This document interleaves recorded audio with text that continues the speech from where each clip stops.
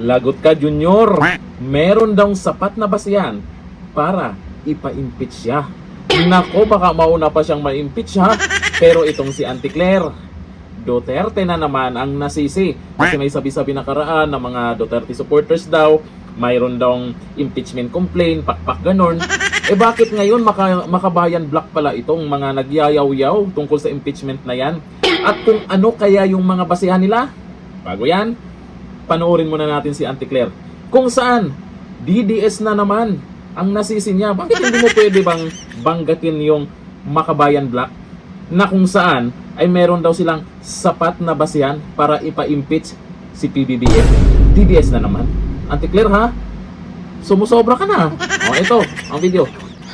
Yusek, Palace has released its initial reaction on the alleged impeachment complaint against President Bongbong Marcos. Siguro po, has he been made aware of these moves, and how ready is he to face claims of betrayal of public trust kung umabot man po sa impeachment complaint talaga? Wala pa nga yung complaint, paano makakapag-ready ang Pangulo? Babasahin muna kung meron mang complaint.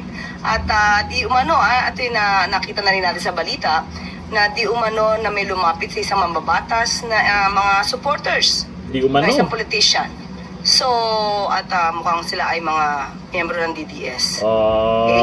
So, sa mga supporters po ng Vice Presidente na nagnanais po na magsampa ng impeachment complaint, mas maganda po siguro bago magturo at tumingin sa iba, tulungan muna nila ang idolo nila. Unang-una dahil ang usapin dito, ang impeachment complaint ay hindi ito pang media lamang. Hindi ito panakot lamang.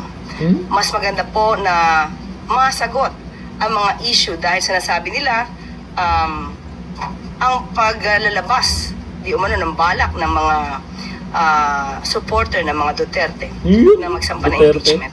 Sinasabi ng iba ay ito para makaiwas di umano ang Vice Presidente sa mga isyung paglustay at mga di umanong pagtanggap ng pondo, milyong-milyong pondo mula sa mga drug lords. So mas magandang masagot po yan. At ang Pangulo naman, handa naman po sa lahat ng pagkakataon dahil siya po ay gumagalang sa konstitusyon, gumagalang po siya sa proseso. Pero kung pag-uusapan po natin ay breach of public trust, dahil nabanggit ito tungkol sa di umanong pagpirma sa mga sa GAA. Ang Pangulo po, unang-una, hindi po siya nagnakaw ng pera. Pero Pangalawa, siya po ang nagpapaimbestiga sa mga maaanumalyang flood control projects at maaaring naging sanhi ng korupsyon. Pangatlo, wala po siyang Mary Grace Piatos. Follow-up lang po. So sa mata po ng palasyo, si Vice President Sara Duterte o ang Duterte family ang nasa likod ng mga usap-usapan para ipa-impeach si Pangulong Marcos. Yan po ang inamin ng isang mambabatas. So sa kanya po galing yung sinasabing DDS po or Duterte supporter ang nais maghain ng impeachment complaint laban sa Pangulo. Follow-up mula kay Maricel Alili, TV5. Magandang umaga po, Yusek. Although your statement is clear, I wonder how confident is the President or Malacanang when it comes po doon sa support ng mga members ng Congress, because we all know this is a numbers game. Sa ngayon, tiwala pa rin po ang Pangulo na meron pong pagtitiwala rin sa kanya ang mga mambabatas dahil hindi naman po gumagawa ng kamalian ng Pangulo. Siya pa nga po ang pumortekta, lalong-lalo na ng 2025 budget. Dahil bago po ma-release ang pondo, kailangan po may conditional implementation at yung tinatawag natin for late release na maraming umalma at sinabi pa ito ay First Lady reject. So pinangalagaan po ng Pangulo ang ating pondo. Kaya sa mga matitino din po at maayos na mga mababatas, alam po natin kung saan sila gagawin. Gagawin sila sa matino at hindi sa mga kurakot. Ma'am, nung first time na lumabas yung issue ng impeachment against Vice President Sara Duterte, it was clear that the President does not want it to push through. Ganun pa rin po ba ang posisyon ngayon ng Pangulo tungkol naman doon sa bantang impeachment against the Vice President?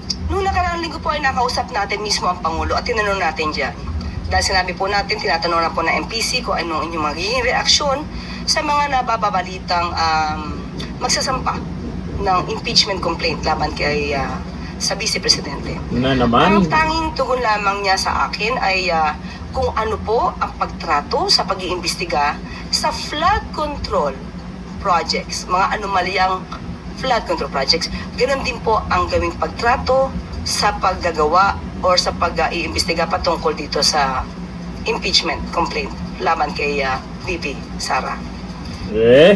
Ay. Ang galing talaga ni Auntie Claire, no? Duterte na naman ang sinisi niya. Duterte supporters daw. O ito, Auntie Claire, sa news ngayon ha, Makabayan Black, may sapat na basihan para i-impeach si PBBM. Naku, mukhang may magandang gagawin sa wakas itong Makabayan Black ha. Sana seryoso sila dito sa gagawin nila. Naniniwala ang Makabayan Black na may sapat na batayan upang ihain ang isang impeachment complaint laban kay Pangulong Ferdinand Bongbong Marcos Jr. kaugnay ng umano'y malawakang maling paggamit ng pondo ng bayan at iba pang aligasyon na may kinalaman sa pambansang budget. Sana naman magtuloy-tuloy yan. Ihain nyo na yan. Umpisahan na. Kayun man, iginiit nilang may mga isyong maaring magsilbing batayan ng ganitong reklamo. Kabilang umano sa mga ito ang tinatawag nilang malawakan at sistematikong under ng pambansang budget, pagpapalawak ng unprogrammed appropriations at mga aligasyon ng kickback kaugnay ng mga proyektong infrastruktura na inuugnay sa Malacanang. Maganda po itong ginawa po ng Makabayan Black. Kahit papano, kahit Duterte ng Duterte yan itong nakaraan, isa din po yan sa gusto mapa-impeach si VP Sara Duterte. Pero itong ginawa nila kay PBBM, dito po natin malaman kung anong klaseng aksyon ang gagawin nila.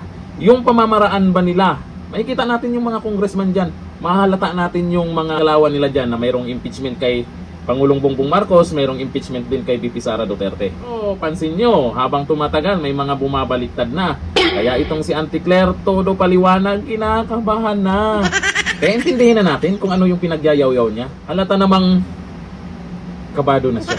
Pero kahit papano, kahit ganyan yung datingan ni Auntie Claire, kahit kinakabahan na, nakakatawa pa rin siya. Abangan natin yan, ang pinaka-excited talaga, yung impeachment case versus Marcos Jr. Dito na lang, thank you. Bye-bye.